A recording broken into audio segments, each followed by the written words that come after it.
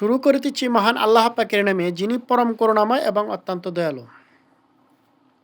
মুসানবীর জমানায়, মুসানবী তো একজন নবী ছিলেন এবং খুব বড় মাপের একজন নবী ছিলেন।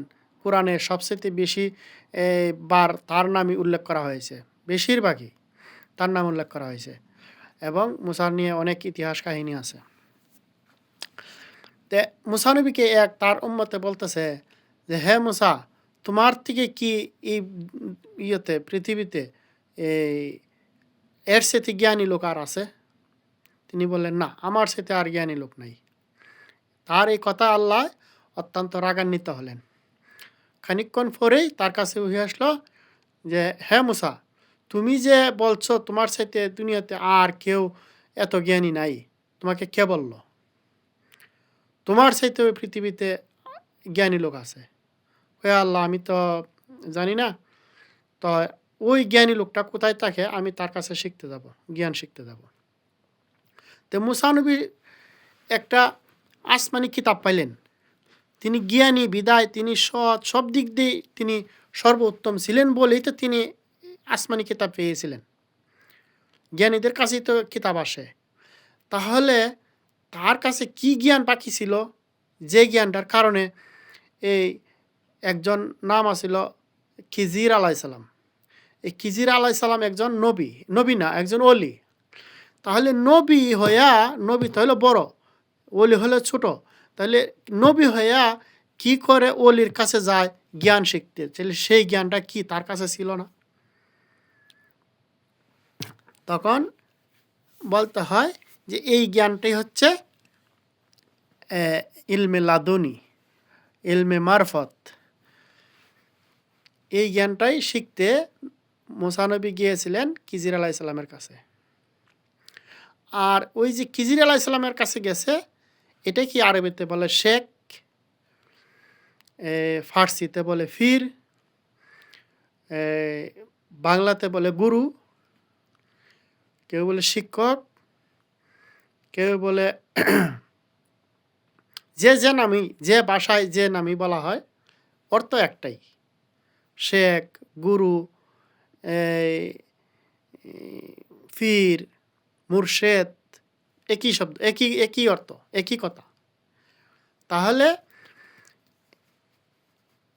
মেন কথা হলো তাদের কাছে ওই জ্ঞানই থাকে যে জ্ঞান আলেমুলামা মোল্লা মুন্সিদের মধ্যে ছিল না, নাই। তারা এই জ্ঞান হাসিল করতে পারে না। এই জ্ঞান হাসিল করতে গেলেই তোমাকে পায়রবি করতে হবে, তোমাকে ছোট হতে হবে। অহংকার থাকলে হবে না। অহংকার বিন্দু পরিমাণ, সরিষা জাররা পরিমাণ থাকলে তোমার এই জ্ঞান হবে না, এই জ্ঞান পাবে না। তাহলে ছোট হতে হবে, অহংকার মুক্ত হতে হবে এবং ধৈর্য থাকতে হবে। কারণ খিজির আলাইসাল্লামের কাছে মুসা নবী যাইয়া এলেম শিখতে পারে নাই। কেন পারে নাই? তার ধৈর্য নাই। আল্লাহ কোরআনে বলে দিয়েছে, আমি 60টা জায়গায় 60টা লোকের সাথে আমি তাকি। বলে নাই দাড়ি টুপিওয়ালা লোকের সঙ্গে আল্লাহ থাকেন, এই ধরনের কোনো কোরআনে কোনো আয়াত নাই। কিন্তু আল্লাহ বলে দিয়েছেন কার সঙ্গে থাকেন। বলেছেন যে কি, ইন্নাল্লাহা মা সাবিরিন, আমি ধৈর্যধারী লোকের সঙ্গে আমি থাকি। বলে নাই যে নামাজ পড়ে তার সঙ্গে আল্লাহ থাকে, না। আল্লাহ বলেছেন যে ধৈর্য ধরে তার কাছে, তার সাথে আল্লাহ থাকেন। আরেকজন কি, ইন্নাল্লাহা মা মুহসিনিন, মুহসিনিনের সঙ্গে আল্লাহ থাকেন। এরপরে বলছে মুমিনের সঙ্গে আল্লাহ থাকেন। তারপরে মুত্তাকিন, তাদের সঙ্গে আল্লাহ থাকেন। তাহলে তারা হলো আল্লাহ তাদের সঙ্গে থাকেন। কেন থাকেন? তাদের মধ্যে ওই গুণগুলা তাদের মধ্যে আছে বিদায় তাদের কাছে থাকে। আর যারা অহংকার, জ্ঞানের অহংকার, শিক্ষার অহংকার, এই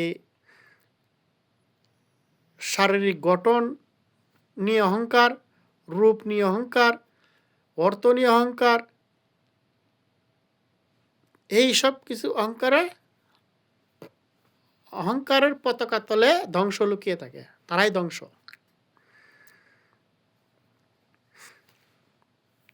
এই জন্যই অহংকার মুক্ত হতে হবে, অহংকার ছাড়তে হবে। যেই অহংকারের কারণে শয়তান জান্নাত থেকে বেরিয়ে আসলো। শয়তানে কারো হক মাইরা খায় নাই, কারোরে মাথায় বাড়ি দেয় নাই, কারোরে অযথা করে নাই, মিথ্যা কথা বলে নাই। তাহলে শয়তান শুধু একটা কাজ করছে, যে অহংকার। এই অহংকারের কারণে সে জান্নাত থেকে বেরিয়ে গেছে, বাইর করতে বাধ্য হইছে বাড়িতে। তাইলে আমি আপনি মানুষের হক মাইরা খাই, মানুষের এ মিথ্যা কথা বলি, মানুষকে ঠকাই, মানুষকে এ আঘাত করি। তাহলে আমরা কি করে জান্নাতের আশা করি? এত অপরাধ করার পরও জান্নাত আশা করা যায়? আগে এগুলা ছাড়তে হবে, ত্যাগ করতে হবে। অহংকার ত্যাগ করতে হবে, কামনা বাসনা এগুলা ত্যাগ করতে হবে, লোভ ত্যাগ করতে হবে, অহংকার ত্যাগ করতে হবে, এই মায়া এগুলা ত্যাগ করতে হবে। মিথ্যা কথা বলা ত্যাগ করতে হবে, সত্য বলতে হবে, গীবত ছাড়তে হবে, এ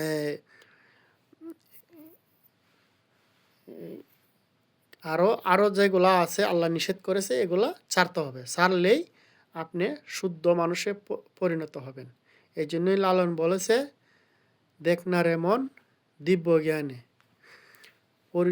পরিশুদ্ধ মন জান্নাতের পোয়ারা। এক শিল্পী বলেছিলেন, যারা জ্ঞান, পরিশুদ্ধ জ্ঞান, তাদের মুখ দিয়ে যারা বেরিব এটি জান্নাতের পোয়ারা। পোয়ারা মানে ঝর্ণা। যাই হোক, অনেক কথাই বলার থাকে কিন্তু বলা যায় না, বিভিন্ন সামাজিকতার প্রতিবন্ধকতার কারণে বলা যায় না। যারা বোঝার তারা বুঝে নেবেন।